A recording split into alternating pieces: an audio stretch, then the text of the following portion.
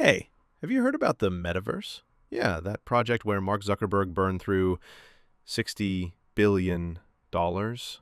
60 billion. That's enough to buy every single person on Earth an Oculus. And still, nobody would log in. Seriously, Horizon Worlds has fewer users than Second Life, a game that's 19 years old. That's like Netflix losing viewers to VHS tapes. And the financial performance? Reality Labs loses between $6 and $10 for every single dollar it makes. That's not a business. That's basically a premium subscription to bankruptcy. But here's my favorite part. Meta's stock dropped 70%.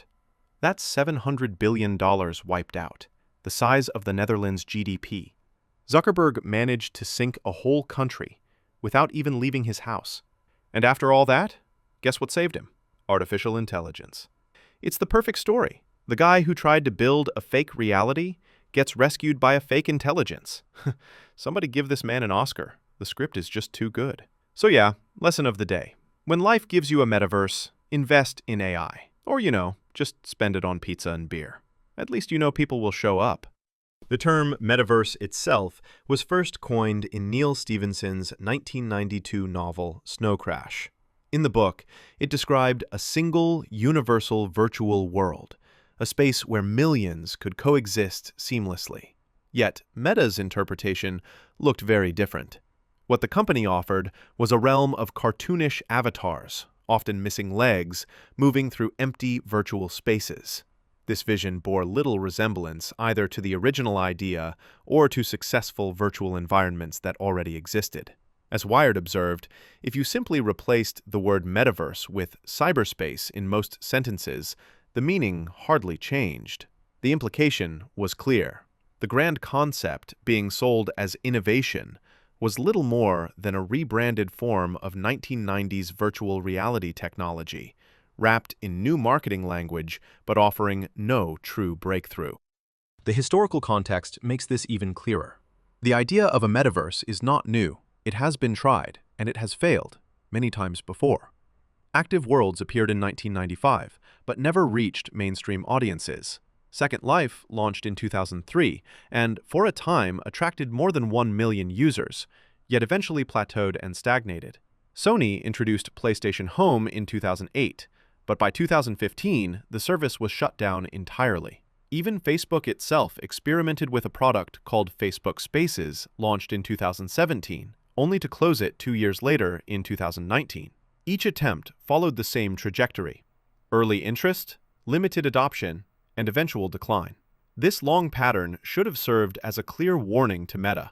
Still, Mark Zuckerberg either ignored the history or assumed that his company's scale and resources would produce a different outcome. Among all these attempts, Second Life remains the most enduring and successful implementation of a metaverse.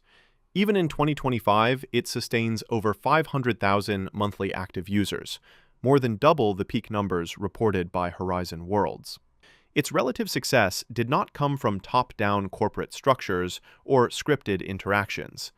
Instead, it thrived by enabling user creativity, encouraging organic community development, and allowing participants to shape the world themselves. This bottom-up approach stood in stark contrast to Meta's controlled model, where experiences were largely prescribed. As Philip Rosedale, the creator of Second Life, explained in an interview with Wired in January 2022, the metaverse should be understood as a three-dimensional internet populated with live people. That vision, centered on human presence and genuine connection, was one that Meta fundamentally misunderstood. Financial catastrophe is the only way to describe Meta's Reality Labs. The division has recorded losses so vast they exceed the entire market value of many global corporations. Since 2020, cumulative losses have surpassed $70 billion, according to Statista. Instead of slowing down, the losses have only accelerated.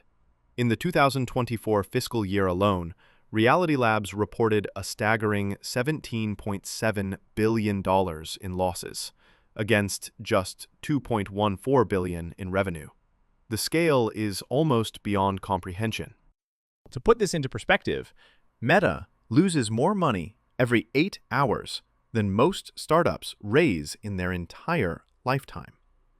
The $70 billion lost is greater than NASA's entire budget for 3 consecutive years. It is also enough to buy Nintendo Corporation twice. In 2024, the division's spending-to-market ratio reached what analysts called 18 to 1. That means the company spent $18 billion, while the entire US AR and VR market was worth only $1 billion. Wall Street's reaction was merciless. Wedbush analyst Dan Ives described Meta's third-quarter results in 2022 as an absolute train wreck. Morgan Stanley slashed its price targets, cutting them from $205 per share down to $105. Meanwhile, Altimeter Capital's Brad Gerstner published an open letter to Meta's leadership, calling the company's Metaverse investments, quote, supersized and terrifying. User adoption numbers reveal the harshest truth. The market has rejected Meta's vision.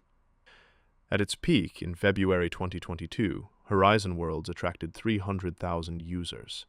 Today, fewer than 200,000 remain active each month. Meta had once targeted 500,000, but that goal was never achieved. Even worse, only 11% of new users return after their first week. That means nearly 9 out of 10 people who try the platform never come back. The result is a network of empty digital spaces. Over 90% of worlds created by users receive fewer than 50 visitors in total. Meanwhile, competitors with a fraction of Meta's budget have far stronger engagement. VRChat regularly reaches 90,000 simultaneous players. Rec Room maintains 3 million active users in virtual reality each month. Second Life, despite being built on technology from 2003, still sustains more than 500,000 monthly users. And Roblox, which is not even focused on virtual reality, generates billions of dollars in profit, while commanding an enormous global audience. In comparison, Meta's Horizon Worlds looks more like an abandoned experiment than the future of interaction.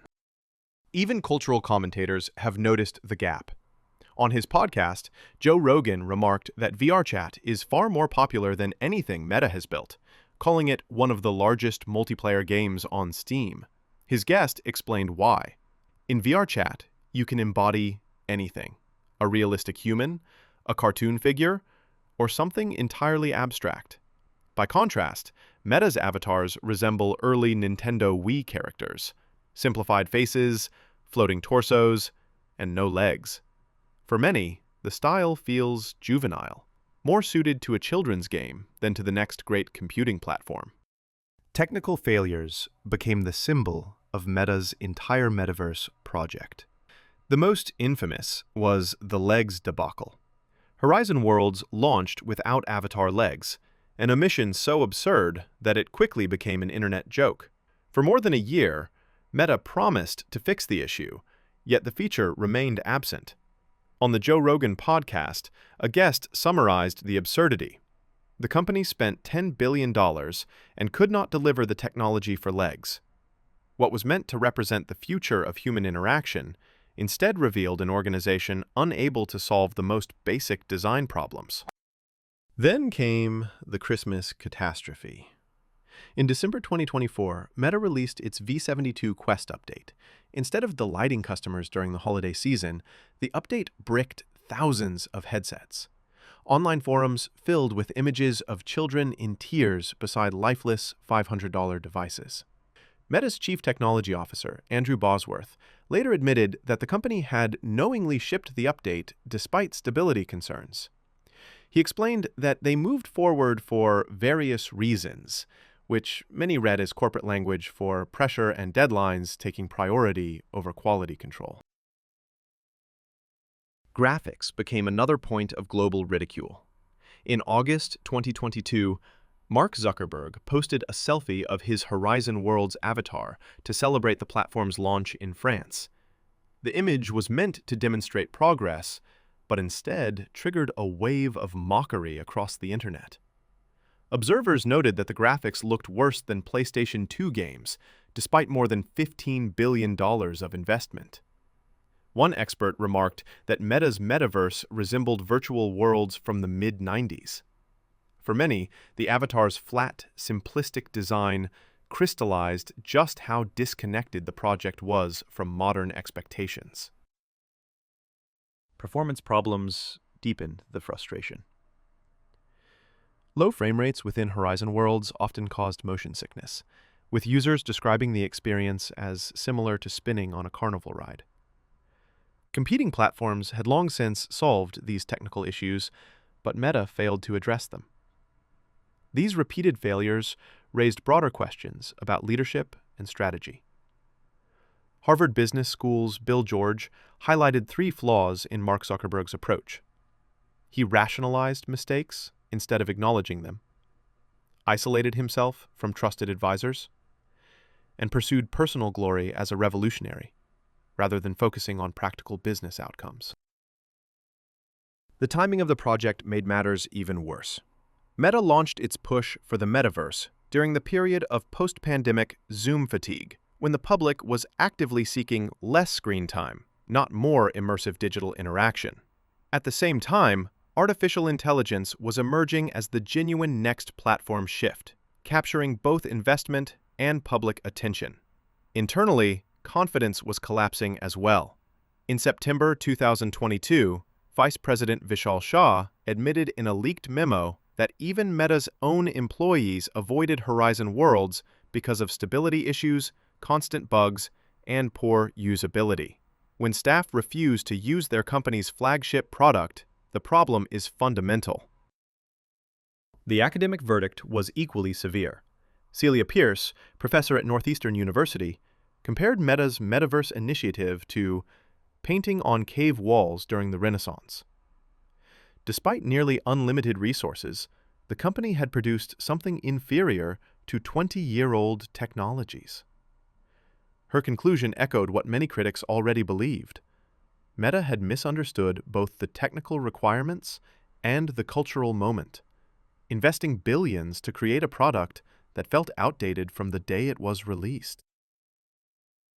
The broader industry context reveals how deeply flawed Meta's strategy was.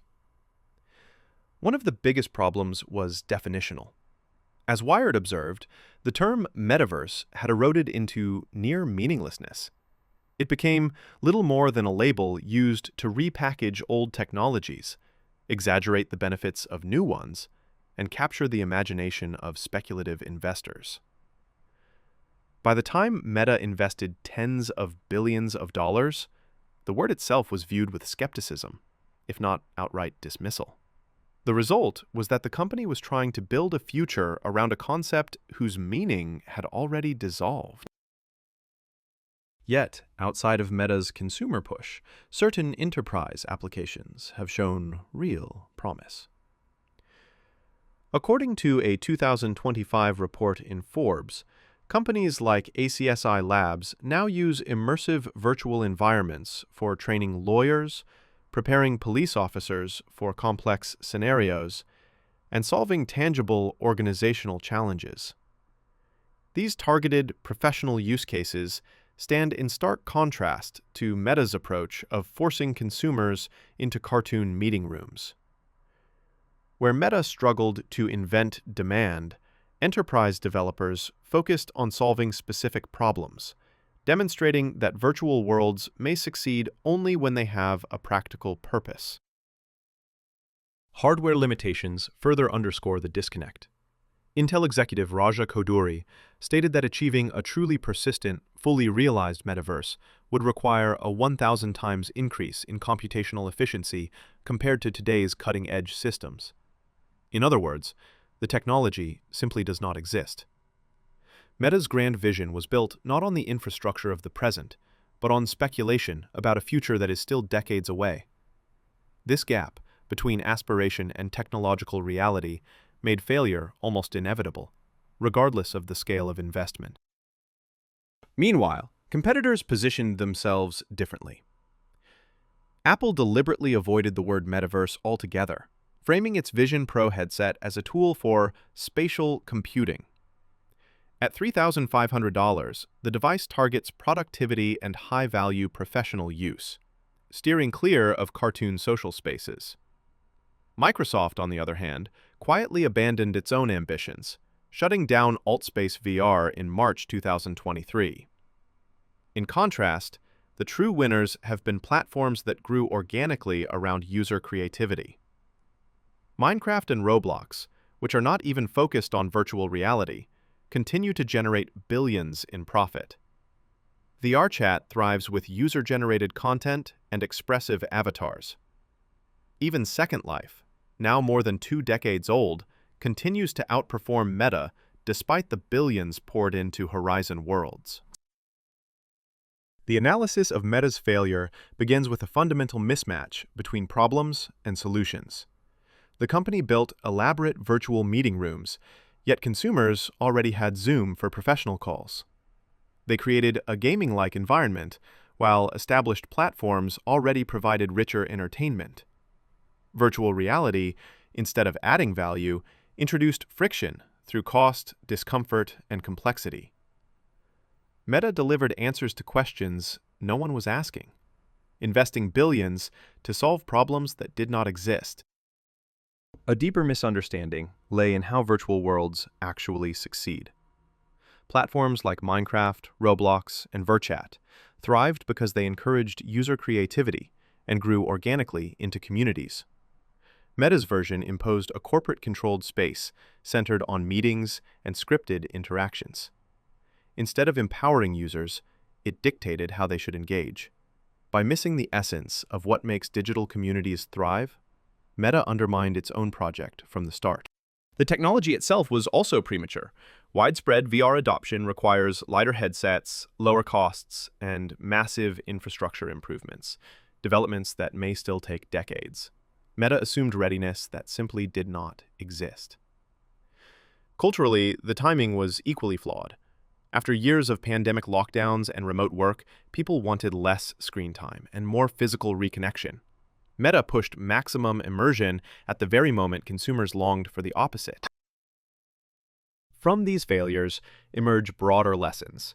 For technology development, unlimited resources cannot force adoption of products people do not want. True platform shifts occur only when genuine demand exists, not when they are declared from the top. For corporate strategy, betting everything on unproven ideas while ignoring clear market signals and historical patterns leads not to disruption, but to collapse. For innovation, incremental enhancements, such as Meta's Ray-Ban smart glasses, often succeed where attempts at revolutionary replacement fall short. The ultimate irony is that Meta spent $70 billion learning what Second Life had already demonstrated with a fraction of the budget. Virtual worlds succeed through user creativity, not corporate control. This makes Meta's project perhaps the most expensive lesson in technology history. You cannot purchase the future. You must build it on something people genuinely want. The Metaverse debacle shows how leadership isolation, technological hubris, and disregard for consumer behavior can turn unlimited resources into unlimited losses. In the end, the Metaverse did not fail because the technology was incomplete. It failed because Meta misunderstood what made digital worlds appealing. While Meta burned billions on cartoon avatars without legs, competitors with far smaller budgets built thriving communities. By 2023, NASDAQ analysts were urging investors to abandon what they called obsolete projects. The verdict was clear. The metaverse, as Meta envisioned it, was already dead, while the real future was being shaped by artificial intelligence enhancing existing reality.